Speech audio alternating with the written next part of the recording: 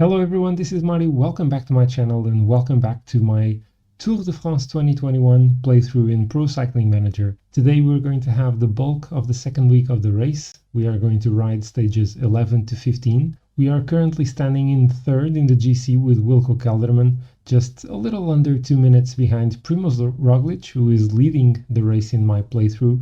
Apparently Tadej Pogačar is not being as dominant here as he is in real life, because as I'm recording this, we just finished the first week of racing and oh boy, is Tadej a strong rider in the mountains. We are also doing very well with Peter Sagan. We already got 2 stage wins with the Slovakian rider, and we are currently leading the points classification with 63 points over Caleb Ewan. So it seems to be pretty much in the bag. Let's hope we can get a few more points and consolidate this lead. So we start with the double Mont Ventoux stage. It doesn't finish at the top of the Mont Ventoux. We still have a long downhill until the finish line in Malus-en. But it's going to be a really tough one. Also, the climb is not the same. It's not going to be the same ascension in both occasions, but with almost 5,000 meters of vertical ascent, it's going to be a really tough one. After this one, we have 2 flat stages, probably going to end in the bunch sprint, unless we get some splits in the peloton in this one, which again has a zone exposed to the wind. So stage 13 should definitely be a mass sprint in Carcassonne. Then we'll have this hilly stage, maybe one that suits the breakaway. And finally, we're going to end the episode with another big mountain stage with over 4,000 meters of vertical ascent, again finishing basically in a downhill in Andorre-la-Vieille. And so we depart from Sorgues, going to Malus-en, and we are not having the best race day conditions I could have hoped for this stage. Kelderman on the -1, Conrad on the -1. It's not going to be easy. It's not going to be easy. We also, we have the strong winds already. Early on in the stage is the wind, it's blowing from the back, at least at this point. I don't know if it's going to impact the race before we reach the Ventoux. But it's going to be a tough one with these race day conditions.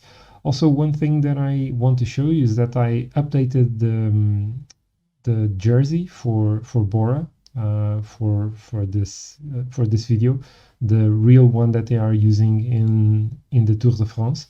I did the same with Jumbo. So Jumbo also has their Tour de France jersey. You can see here Mike Tennyson with the TDF jersey, and I also updated Kubeka's jersey, the new next hash jersey. It's going to be in the race as well.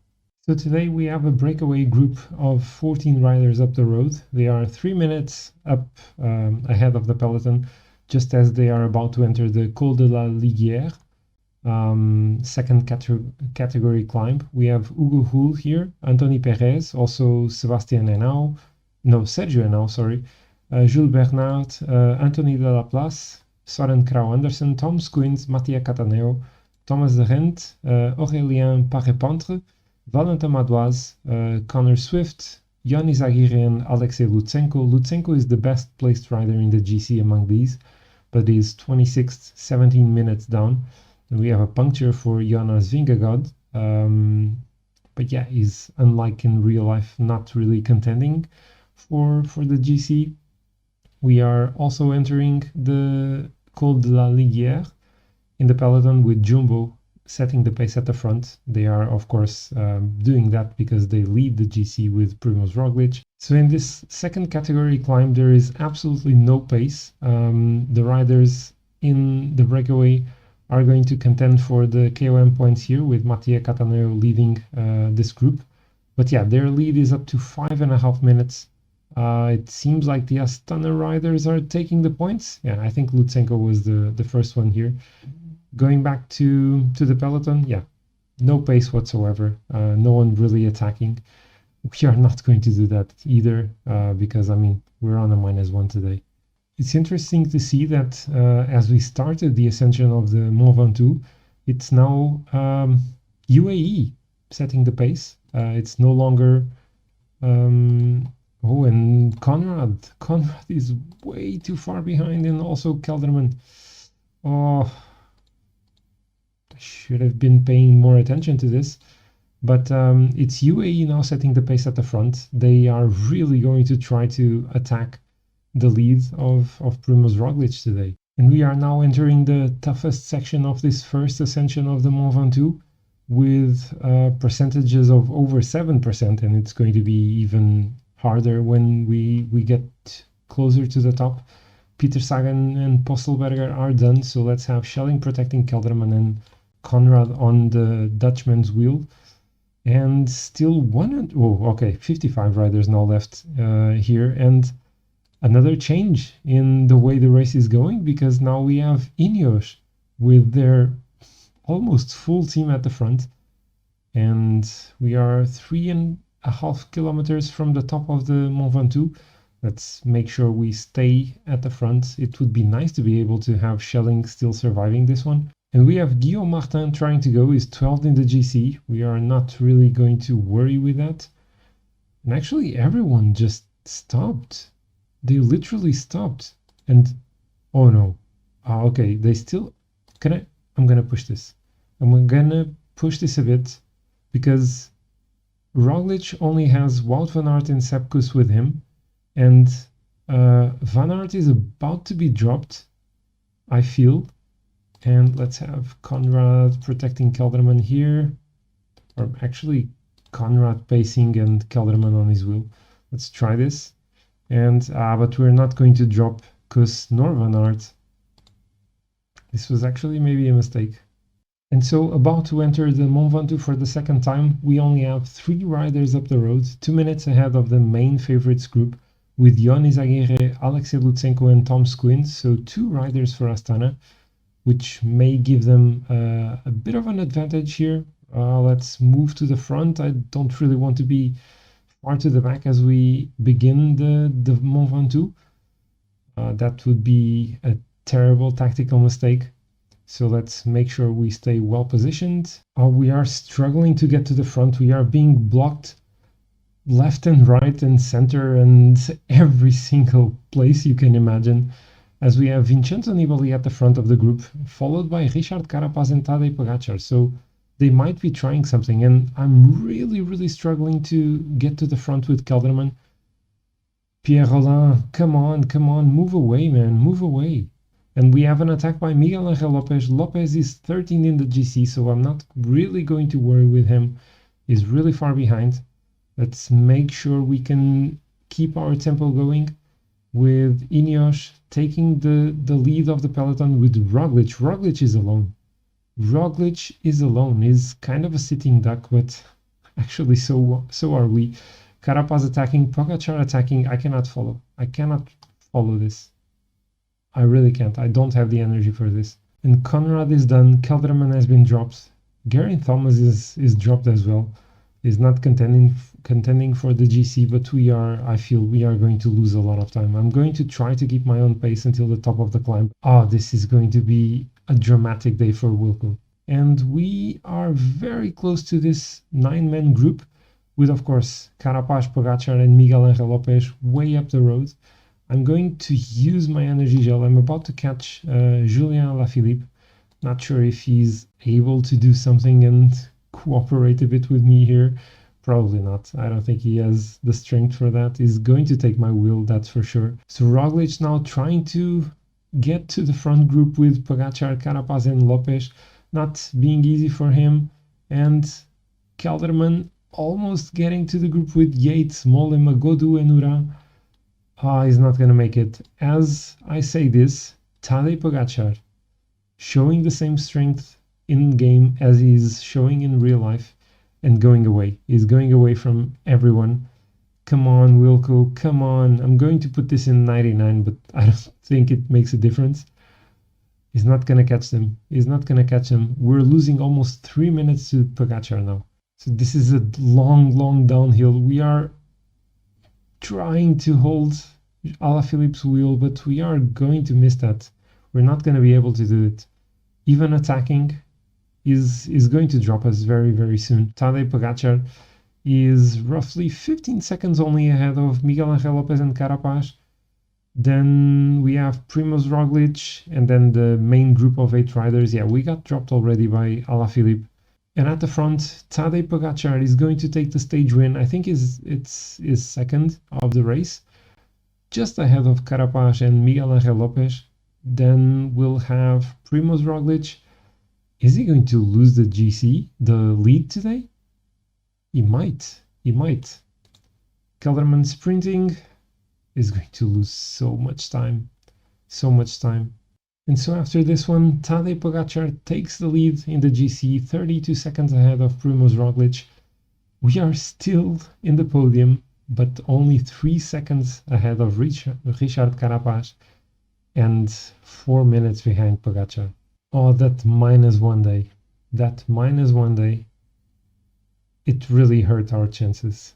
We lose almost 3 minutes in today's stage, 14th only. It was terrible, absolutely terrible. And honestly, I don't know if I could have played better. Maybe some other people could have played it better, but I don't think my skill would have allowed me to do anything better here.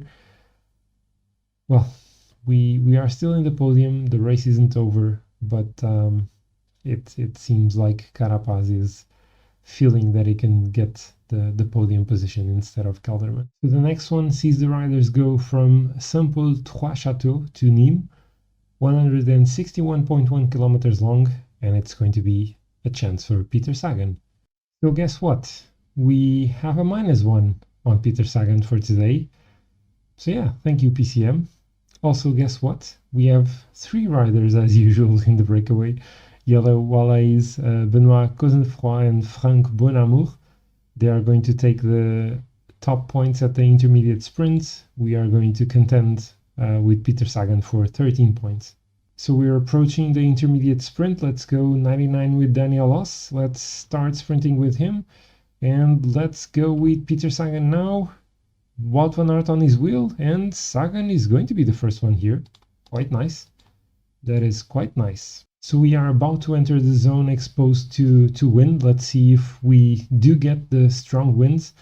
It picked up a bit from 8 to 11 kilometers per hour. Not really sure if it's going to increase a lot. We have Lotto Soudal as in stage 6 at the front. Not really seeing them pace too hard, so I'm guessing that we are not going to have really strong winds. So yeah, maybe these zones have been a bit tuned down and we don't always get tremendous wind speeds. So we are 13 kilometers from the finish and I'm in a terrible position for the sprint. I assembled my train, but for some reason Groupama FDJ started pacing like crazy with Stefan Kung. I mean, he's 80 flat, so when he paces, it really hurts. I now managed to get my sprint train to the front, so let's start upping the efforts here. I think I'm doing this a bit too late now. I think I'm going a bit too late. Let's maybe start going with Posselberger now already. And I mean, actually, Oss can protect Posselberger. Yeah, energy gels on basically everyone. I'm so messing this up. Let's go up to even 99 already with Posselberger. Oh, this is a mess. This is a total mess. 3K to go. Posselberger is still leading this. What? Are they already going? Let's go with Ide Schelling. Ide Schelling going. Let's go with Niels Pollitt now. And Peter Sagan will go at this moment. Can we still take the win? Can we take it? It's Wout van Aert on the other side. Wout van Aert takes the stage win. We finish second and third. And Niels Pollitt actually beats Peter Sagan here. Well, that was an odd one. Yeah, I totally mispositioned my train because of the increased pace at the end. Also, I was expecting the strong winds in that zone exposed to the wind. We didn't have that. So the pace only came after that, and I was really caught off guard. And yeah, Wout van Aert takes the stage win ahead of Niels Pollitt and Peter Sagan. No changes in the GC, and Dan Martin also still leading the mountain classification, with Peter Sagan still managing to increase his lead over Caleb Ewan, is now 91 points ahead in the points classification. So it's gonna take a lot for me to lose this one. So poor sprint train, it's not what we wanted. Let's move forward. And so today we depart from Nîmes, where the previous stage finished, and we have the beautiful Arène de Nîmes, the Colosseum of Nîmes in the background. We have Peter Sagan on a 0 day, so we're of course going to try to take the stage win with him again. And ladies and gentlemen, welcome to another edition of the quiz show mairao Asks. And the question today is, how many riders does PCM allow in a flat stage? Do you know the answer? We have 3 riders in the breakaway again, Cyril Gauthier, Jelle Wallace and Benoit Cosnefroy. They are going to be the first ones in the intermediate sprint in about 20 kilometers. So again, we are going to contend for 13 points with Peter Sagan there. So there we are, approaching the intermediate sprint. Danielos already going 99, and he will start sprinting as soon as he can, which is now, and we'll launch Peter Sagan in just a tiny bit. Let's see if we can get the top points here. I think we finished in second from the breakaway group here. I believe so. So yeah, we still increased the lead over Caleb Ewan again. With 14 kilometers to go, the breakaway is about to be caught. We have our sprint train led by Ide Schelling already prepared. So let's try to make this work for Peter Sagan this time. So I'm trying to go at a strong tempo with Ide Schelling already. He still has plenty of energy. I totally forgot about the energy gel for Peter Sagan, and I think I still have too many riders. I have too many riders. Let's go with Postelberger now. And soon Danielos will start his sprint. Let's do it now. And Niels Pollitt can do it now with Peter Sagan going for the final kilometer. We're in a terrible position. It's a terrible position here with a corner, and the win is going to be for Caleb Ewan. It's Sonny Colbrelli, Caleb Ewan second, and Niels Pollitt beats Peter Sagan again. Yeah, this was not good. This was not good. I was in a terrible position at some point. I had too many riders in the train. So I thought I was actually sprinting early with Sagan, but I didn't, and I had way too much energy still at the end, and Sagan was only fourth. Colbrelli beating Caleb Ewan on the line, so it's actually good for the green jersey for Peter Sagan. And no changes in the GC, no changes in the lead of the mountain classification as well. And in the points classification, we are now 73 points ahead of Caleb Ewan, so we lost a bit of the lead, but we're still pretty comfortable in this one. So the sprint stages finishing and starting in Nîmes really weren't our best. So yeah, we need to try something different for the next one. So trying something different, I shaved, I put on a fresh t-shirt, and I finally got my first anti-COVID shot. So you should expect some magnetic performances. And so we are now departing from Carcassonne, and we have a very hilly stage. I'm going to try to send some riders in the breakaway, like Patrick Conrad, and actually we need to attack already because we already have someone trying to go. We have Victor de la Parte, so let's try to join him with the Austrian. Also, I would like to take Ide Schelling in the breakaway, but he was really far the back in the peloton at the start, so it's not going to be easy to take him.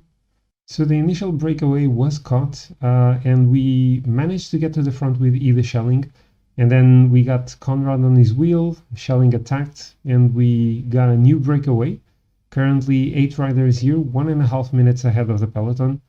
Let's see how much room the breakaway gets. We have here Pierre Latour, Lorenzo Rota, Loac Vliegen, Schelling, of course, Victor de la Parte, Corner Swift, and Jose Herrada. So we now have 3 minutes over the peloton, and of course, I'm going to try to get the KOM points with Patrick Conrad. He has 12 so far in the race. Schelling only has 2, so it makes sense to go for the Austrian rider. Let's force the pace here a bit with Schelling. Let's actually start going with him, and I can go with Patrick Conrad now. Let's hopefully... No, we're not... Are you kidding me? No, wait. I don't know who took the points. Let me see. Conrad got the points. Okay, that was nice. So we are now in the Col de Montségur, the category 2 climb with Schelling protecting Patrick Conrad. Schelling is done, so he's now going to drop to the peloton, and let's attack for the KOM points here with Patrick Conrad. Pierre Latour was coming for them as well. Let's see if the Austrian can take them, and he's going to be the first one again. And we are now in the Col de la Croix des Morts, really beautiful name for a climb.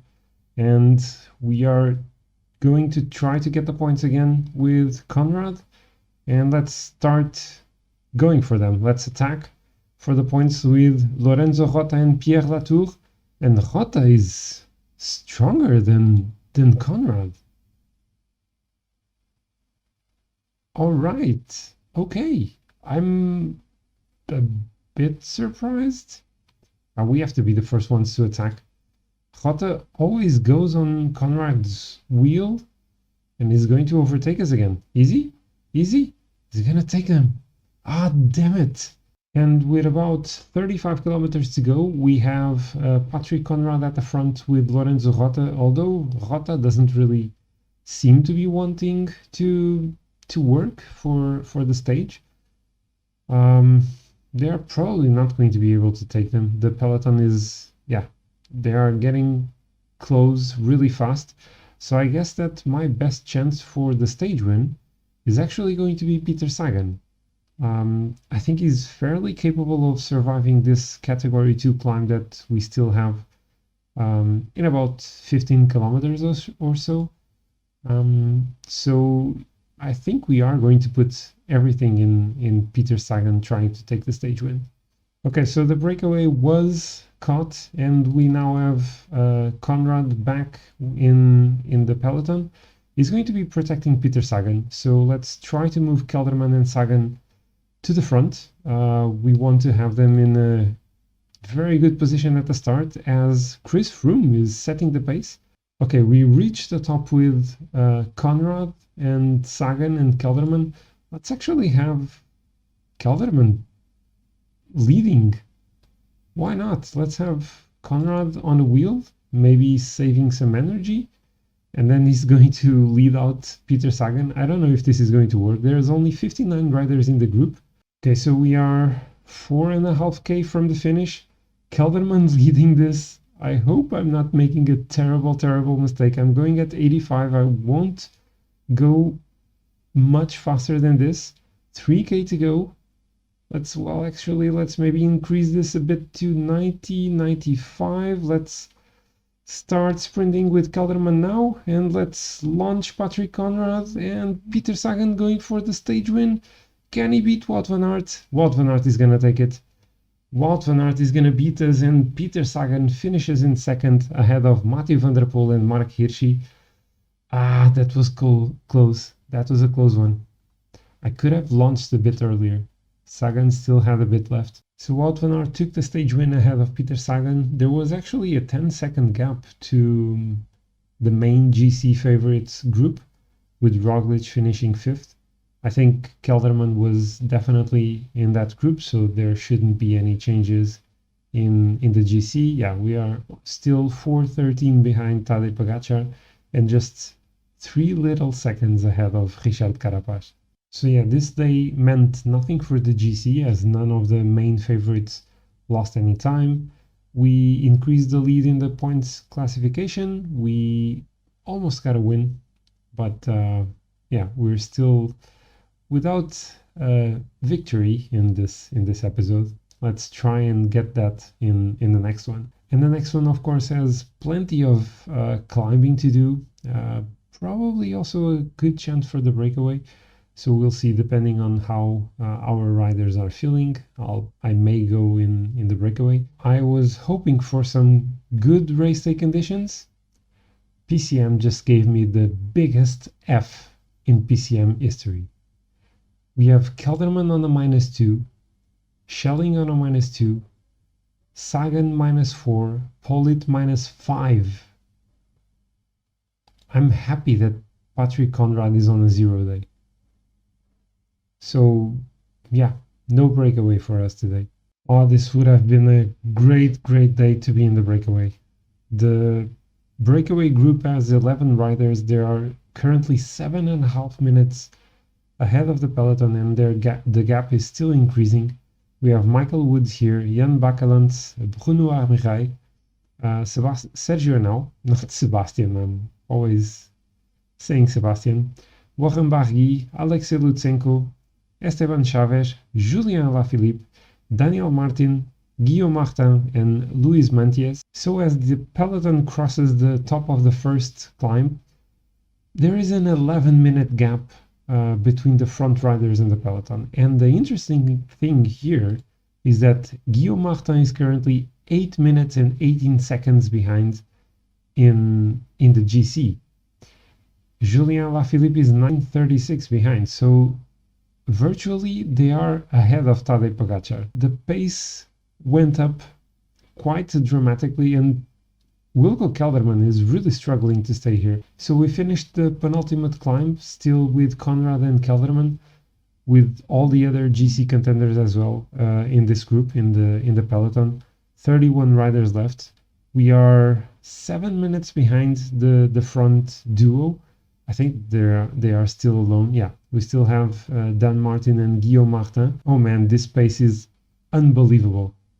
Kelderman struggling a bit. He's struggling a bit to stay here. I'm going 90. I'm going at 90 with him. And also I'm fearing that I'm going to be blocked heavily here. Oh, finally I'm getting to the front as Roglic is attacking. Primoz Roglic attacking. Rafał Majka now pacing. I need to use my energy gels. 2.8 kilometers to go for us. And Roglic trying to go away. Hirschi working there.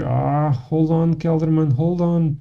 And at the front of the race, we have Dan Martin, 40 seconds ahead of Guillaume Martin. So the Irish rider is going to take the stage win in Andorre-la-Vieille. It's going to be the win for Israel Cycling Nation. No, Israel Startup Nation. I'm mixing up their current name with their old name. There goes Dan Martin, then Guillaume Martin, still going to take a lot of time on the other GC favorites. 3 kilometers to go for the peloton. Let's pace with Conrad.